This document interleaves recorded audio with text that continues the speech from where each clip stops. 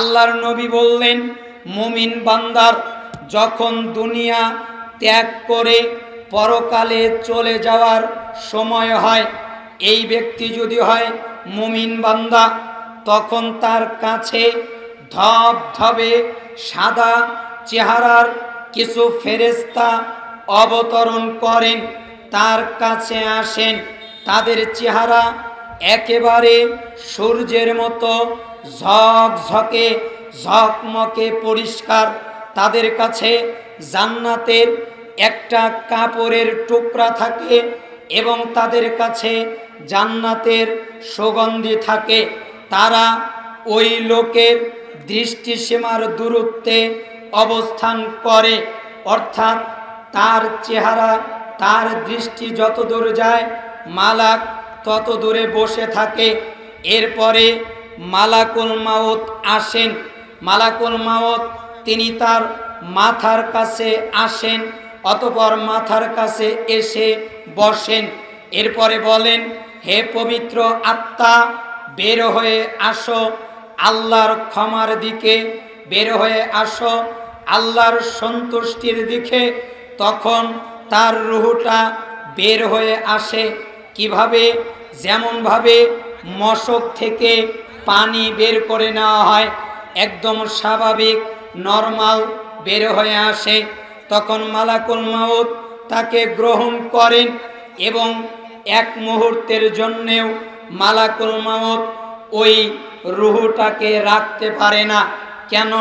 তখন সমস্ত ফেরেশতারা মালাকুল মাউতের সামনে হাজির হয়ে যায় এবং তারা নিজেরাই ওই রূহটাকে গ্রহণ করে নেয় এবং তাকে ওই জান্নাতি কাপড় এবং সুগন্ধির মাধ্যমে পেঁচিয়ে নেয়।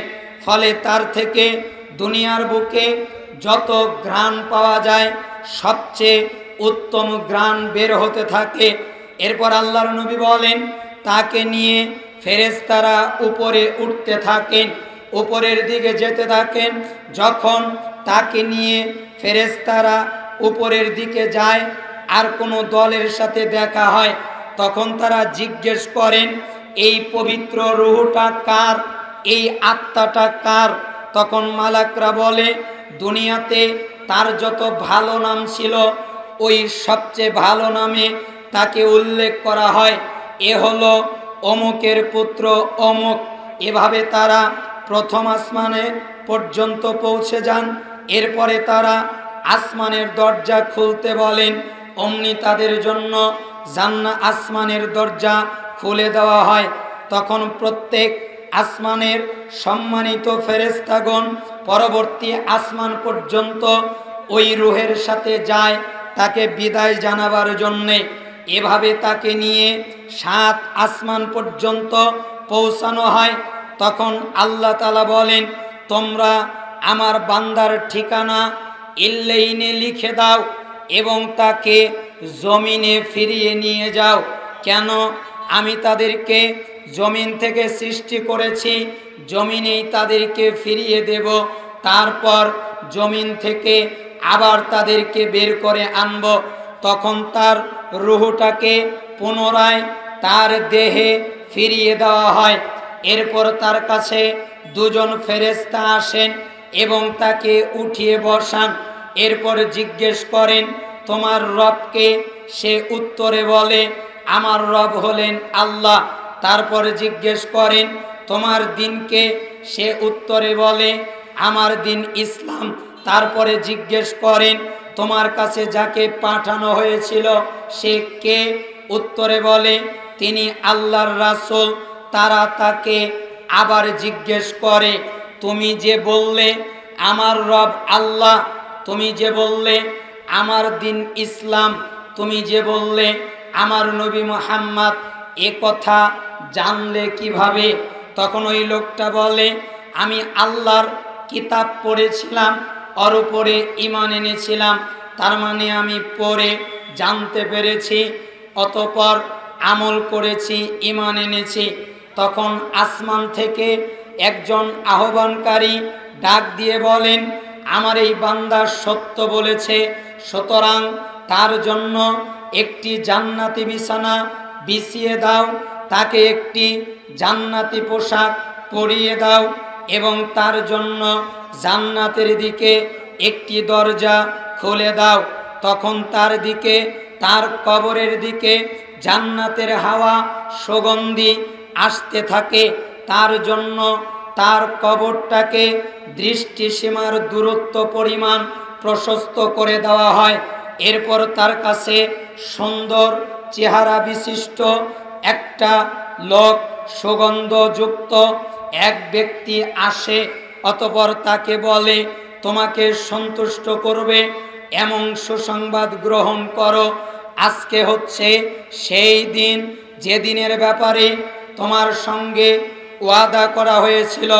তখন ওই কবরে যে লোকটা আছে, ওই লোকটা তাকে জিজ্ঞেস করে, তুমি কে? তোমার চেহারা এত সুন্দর কেন, এত ভালো কেন? তখন সে বলে, আমি তোমার নেক আমল। আল্লাহর কসম, তুমি আল্লাহর আনুগত্যের ক্ষেত্রে গতিময় ছিলে এবং অবাধ্যতার ক্ষেত্রে তুমি দ্রুত যাও নাই। আল্লাহর পথ কাজ করেছ, এজন্যই আল্লাহ তোমাকে উত্তম বিনিময় দান করেছেন। আমি তোমার নেক আমল। আল্লাহর নবী বলেন, সে তার রবের কাছে আবেদন করে আর বলে, হে আমার রব, কিয়ামত কায়েম করো যাতে আমি আমার পরিবার পরিজনের সাথে মিল হতে পারি, আমার সম্পদের সাথে মিল হতে পারি। মুসনাদে আহমদ 18,534, 18,614 নম্বর হাদিসে এ কথাটা এসেছে।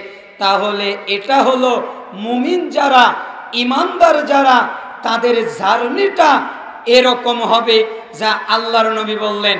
হ্যাঁ, লোকটি বলে, আমি তোমার নেকামল। তার নেকামল কি? তার নেকামল হলো সালাত, মা বাবার সেবা করা, সাদাকা করা, রোজা সিয়াম পালন করা, তার কন্দ্রণ করা, আল্লাহ ভীতি, হজ, ওমরা, কোরআন তেলাওয়াত, আল্লাহ প্রেম, শেষ রাতের জাগরণ, দিনের বেলায় সিয়াম, মহাপরাক্রমশালী, আল্লাহর ভয়, ইলম অর্জন করা, আল্লাহর রাস্তায় দাওয়াত দেওয়া, জিহাদ ফি সাবিলিল্লাহ, এগুলো হলো তার নেক আমল। যা হোক, মুমিন বান্দা যখন সুসংবাদ দানকারী এই উজ্জ্বল চেহারা দেখে এবং চারদিকে তাকিয়ে দেখতে পায় যে তার কবর প্রশস্ত হয়ে গেছে, সেখানে জান্নাতের বিছানা বিছানো রয়েছে, নিজের পোশাকের দিকে তাকিয়ে দেখে জান্নাতের পোশাক দেখতে পায়, তখন সে বুঝতে পারে নিশ্চয়ই এই নিয়ামত প্রত্যাশিত জান্নাতের মোকাবেলায় কিছুই নয়। কাজেই সে তার রবের কাছে আবেদন করে। আমরাও বলছি, হে আমাদের রব, কিয়ামত কায়েম করো। যখন আমরা মৃত্যুবরণ করব, আমরাও বলবো, হে আমাদের রব, কিয়ামত কায়েম করো যাতে আমরা আমাদের পরিবার পরিজনের কাছে উপস্থিত হতে পারি। এটা হলো মুমিন যারা, তাদের সফর। এবার আমরা দ্বিতীয় সফরে চলে যাব। যারা কাফের, যারা পাপিষ্ট, এদের সফরটা কেমন হবে?